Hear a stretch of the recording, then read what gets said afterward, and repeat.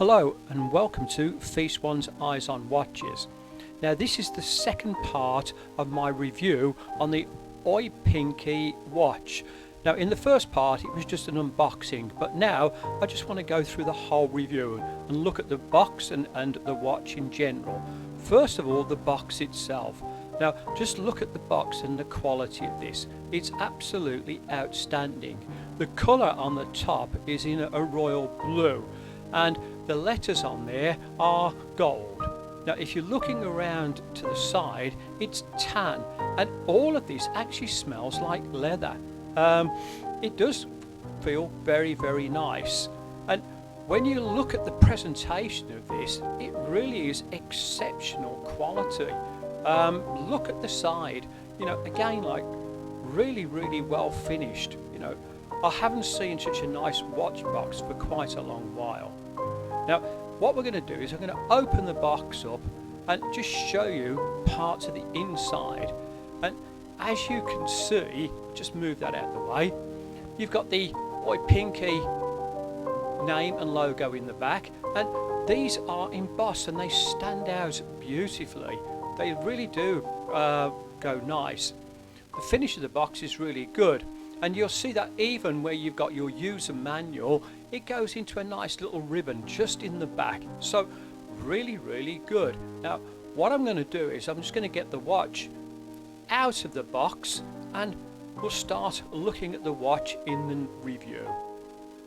Now this model is the P3168Z, and if you look on their AliExpress website, you'll see that this is probably one of the cheaper ones. There are a lot more expensive ones of this on the site, but that doesn't deter from this particular watch. The case on it is stainless steel. The crystal, and I'll do a little test, the glass inside it is sapphire crystal, and I'll show you that with a test a little bit later. And as you can see, as I'm just moving this around, you can see my red background just showing through. Now the watch came with a couple of little gifts. I'm not going to review the gifts. They are a pair of sunglasses and a little machine or device for pushing out the pins on the watch straps, but I'm going to leave those alone. We just want to concentrate, or I want to concentrate just on this watch. The watch face is very intricate, and we'll just start off with the hands of the watch. Those are like a sword blade in rose gold, and there is no date or any other complications on this. And as you can see, we've got the second hand just sweeping around. Now let's have a look at the logo to start off with, the very top on it. To me, on the top there, it looks a little bit like an eagle. I'm sure when you expand it out, it doesn't quite look that way, and you can also see on this particular watch that the gold eagle sits with some black background on it, and I chose this particular watch because of its various colours, and the numerals around the outside, the 1, 2, 3, 4, 5 and so on, Roman numerals. But I don't know whether you can actually see this on the camera, but underneath the numerals is a silver band or ring, outer ring, and these actually stand proud of that a bit. So when you look down through, I'll just go a little bit closer with this one over here, you can actually see through it, and you can see the silver underneath. What a fantastic touch. Now that silver ring, while I'm talking about that, is sculptured, and the way it's sculptured is it's got little lines. It actually looks a little bit like carbon fibre. I know it's not, but that's the only way I can describe it. Now you've got quite a few different colours going on here, because you've got the black, you've got silver, which is all the mechanical works on it, and you've got gold as well. And if you look very closely in a few places, you might even see a red ruby. Yes, I can just see one just down here. Now these are synthetic rubies, but all in all it really does look quite exquisite. And now let's talk about the workmanship of the skeleton face. The design on here has been crafted beautifully, and it really does make the watch look quite exquisite. I'm going to go as far as to say as this could be wrist art at its finest. Now I know Michelangelo and everybody else have painted some real good paintings, but this has got to be an absolute classic from its look. I'm just going to turn this over now onto its side to show you the crown, and again it's a signed crown and it's got the logo of the Oupinke on there, and look at the bezel going around. Now it's either like an old threepenny piece, or if you don't know what that is, like a 50p coin. That's in English sterling money, and it's been polished to an absolute brilliance. Now just going back onto the side of the watch, you can see that this is slightly brushed and not polished like the area, but again the finish on it is just wow. It really is quite nice. I'll just turn it around to the opposite side so you can have a look. And again, like, the finish on it is just so smooth. I believe that they're using lasers to help polish these out.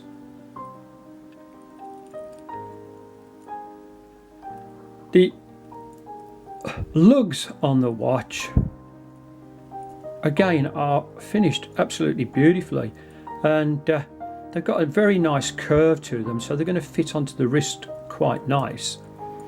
I will talk in depth about the bracelet in a few minutes, but I just want you to have a look at the end links, and you'll see that they fit beautifully. There's no rises, it's very, very smooth as it comes down, so when it's on your wrist it really will fit beautiful.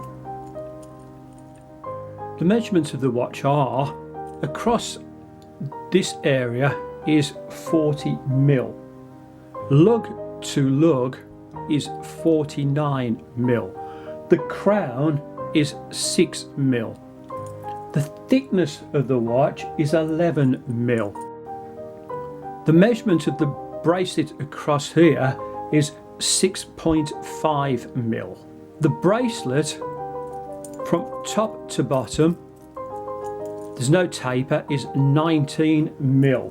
Now I've just got my sapphire crystal tester out, and I'll just set this at 2 bars, and if we have a look at the watch face, you can see that it lights up really good. So it is a sapphire crystal. Now although the glass is sapphire crystal, in a way I'm quite pleased that there's no AR coating in these, because I've been reading a few things about AR coating, and although it's lovely and it doesn't reflect too much light, what it can do over a period of time is start to get very little scratches on the surface, and you actually think it's the watch or the glass in the watch that's got a scratch on it, which it hasn't. It's actually the AR coating. But with this, because it's a flat crystal, what it does reflect the light, as you can see, but it also gives a lovely bit of clarity. Dome crystals sometimes give a little distortion just around by the edges, but because this is flat, it does show the watch off beautifully. And again, I think the flat crystal is a good choice in this watch. Just moving this in a little bit closer so you can see the writing on the back of the watch. So we've got an automatic movement. Turn it over to the other side. The model number, stainless steel, and some water resistance. Now, I would say with a watch like this that the water resistance on this again is going to be splash proof. It's not a diver's watch, there's no sealed crown or anything along these lines, or screw down crown, so looks nice. What I'm just going to do is I'm just going to pop out one of these pins so that I can show you better the back of the watch. Turning the watch over and looking at the back of it, it's absolutely stunning. Everything that you can see has been sculptured. It's absolutely a work of art, and as you can see, my red background on there shows clearly through the watch, because obviously it's a skeleton watch. And I'm just going to move this around so you can just have a little look at the finishes on this. Look at the wheel, how beautifully that has been finished. I'm going to move in a little bit closer so you can see this, and hopefully the camera will also pick up that there are some synthetic red rubies just set in, and I believe there's 21 in the watch. It's supposed to make it run a little bit smoother. Now, a little while ago in one of my reviews I mentioned about another one of my watches, and I said how stunning the back was, and this was the Pagani. I'll just move this out of the way so you can have a look, and I said how nice the back of this was, and I even stated that, well, I don't think there'd be much to beat it. Well, I'm eating my words, because this really does beat it hands down, in every way. I mean, like, it's just a work of art. It really is quite stunning. Now you can see that the back of this is a screw down case. The exhibition glass on there, I'm not too sure what that's constructed of. I very much doubt whether it would be sapphire crystal, but nevertheless it looks nice. And again, just moving it all the way around so you can see all the different features in there.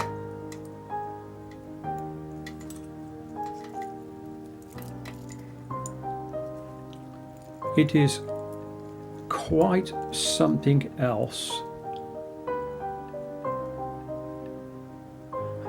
Again, it's one of these things, I could just look at this all day. I think it's just absolutely incredible. Just going to have a look at the bracelet on the watch. Now, the bracelet is actually tungsten, and this is the first one that I've owned that has had tungsten steel in it. All the other ones have a stainless steel and obviously leather. It's a lot lighter in weight than your normal stainless steel bracelet, and as you can see, each link has a diamond finish on it, and in between it's piped with gold, and these are very, very small links. They're only like half links, so adjustment for these on your wrist might be a little bit easier, but we'll have a look at that in a few minutes. Now, just taking this over to the buckle on it, you can see that again it's been signed and it's got the logo on from there, and this is a butterfly one, so all you're having to do is press this. Now, I have to say it does work really nice. There's a nice little bit of engraving on the inside, and again it's all been beautifully polished. Closing this back up, really, really easy, and all you've got is you've got two little pushes just on either side, and if I just move this around so that you can go back up to the other side. I've already mentioned about the solid end links. So the bracelet is really, really well finished. Again, it looks quite a luxury bracelet. It hasn't got any play in between any of the links, or very little, and it just sets off the rest of the watch extremely well. I think it's a very good choice. The only thing that might be a little bit disappointing is maybe not having micro adjustments, But with the size of these little links, I think it will fit most wrists. Removing the links to size up my bracelet isn't as easy as I thought it was going to be. Now you can see that there's just directional arrows, and these indicate that you have push pins on here and you knock them through. The problem I have is, even with this device, this bracelet is quite thin and it won't fit down properly onto the bed. So this is my recommendation: don't use this. You've got to get one of these and one of these with the right size diameter end on it, just to tap these out. And just be a little bit careful, take a little bit of time. Now the links on here are very, very intricate, and because there's some gold piping, hopefully you can see that on the camera, the gold has been done individually, so you can just see. And I just wanted to show you that even in between the bracelets, just these little parts here, how nicely they've been finished. They've been finished and polished absolutely beautifully. Sometimes when you look at the little bits inside of a bracelet, you'll realise that they're not finished that good, but this is really quite good. Anyhow, I'm going to get on with sizing this up, and then I can have a look at the watch. Putting the Oupinke Skeleton Watch onto my wrist, it really does look like a luxurious watch. I've taken 3 links out so that way it just fits me quite comfortably, and it's not too tight and it's not too loose, it just fits quite nice. While I was trying this on, I have to say that I didn't notice any hair pinching when you kind of close this down, so that's always a plus sign. But going back to the watch and its looks, well, it just looks absolutely stunning. One of the items that came with the watch is an additional strap. Now, I did look at this very, very briefly in my unboxing, and as you can see, it's got the name Oupinke on the back. Just onto the buckle, it's got their logo. Having a quick look at this, it doesn't seem too bad a quality leather strap. Going over to the opposite side, it is quite thin. The stitching is very, very nice. It tells you it's genuine leather. I had a sniff of it, and to be quite honest, I can't honestly tell, but it's not too bad, and I'm pretty sure if you had it on the wrist it would look okay. I have no intentions at this point of time in changing out my tungsten bracelet for the leather strap. They also give you one of these, and this is quite handy because hopefully you might be able to see the end of this, but this is quite good for changing your straps over or your bracelet over, because it just gets in to those little parts, there's a little prong on the end there, and it pushes back the spring pins. There's also 4 spring pins that are included, so a nice touch. These come with all of the watches that you buy from the Oupinke range. To make this review as informative as I can, I've taken quite a few screenshots from the AliExpress website, and as you can see, one of the first little screens up there shows you the price.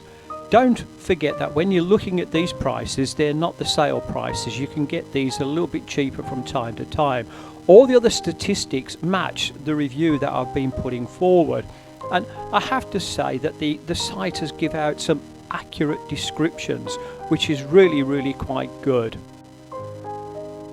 The second screenshots that you're having a look at, again, there's 6 on the screen, and they give you some information about how the watch is being crafted, the bracelet, the variations that you can have in colour on them. It also goes to show you their Swiss registration and the CE Safety Quality Index. It also goes on then to start to show you about the leather strap that comes with the watch, and there's quite a lot of information about that, as you'll see as it follows. As I've mentioned before, the leather strap comes as standard with any of the Oupinke watches that you buy, and the lower part of the screens just gives you some wrist shots that show you the watch in different settings and with a few different clothes as well. I also thought it was appropriate in this review to show you one of the videos that's been produced by Oupinke. So this is what's going to follow. I hope you enjoy it.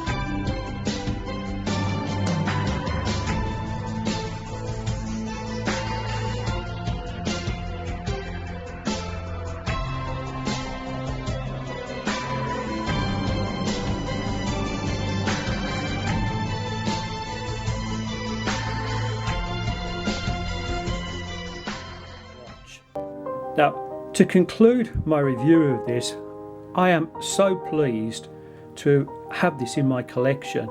This is absolutely stunning. Now, I don't just class this as a watch, I class this as art, and this has to be wrist art at its finest. Just looking at the intricate parts that you have on the face and around the watch, no matter what angle I go to, I can't see anything bad. It looks beautiful from absolutely every angle that I can look at it. Can there be any improvements to this? Well, when you have something that you class as being almost perfect, it's hard to come up with some improvements, but I do have a couple of small suggestions. And the first one is maybe just have a look at some micro adjustments. A little bit of a different kind of buckle on here, because although this fits my wrist, it would be an awful shame for other people not to be able to wear this. The second suggestion would be, instead of having push pins for the bracelets, screw ones. These push pins are really difficult to get out, and as I've mentioned in the review, this is quite thin, and your normal stuff that you use, little machines to push these out, just don't work. But again, those are just minor suggestions. Other than that, would I recommend this watch? Well, 100%. And just before I finish, I'd just like to thank the people who helped me get this watch. And on AliExpress, the Watch Factory store, and they gave me quite a generous reduction in the price of this watch. I don't normally go for watches that are over £100, I just can't afford them. But am I glad that I bought this one? Well, yes, I am. So thank you so much to those people for giving me the reduction.